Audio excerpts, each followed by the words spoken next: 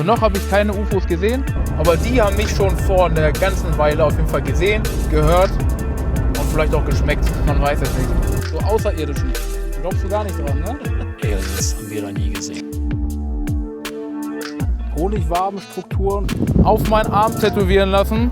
Ja, gut, dass YouTube keine Gerüche bereitstellt beim Zugucken. Wenn die Aliens hier in UFOs an der Erde vorbeifahren, dann machen sie die Fenster zu und verriegeln die Tür. Da platzt ja das Trommelfell weg. Und hier haben wir noch eine Notiz. Ja, wisst ihr, was da drauf steht? Bitte abonnieren. Restless Rebel.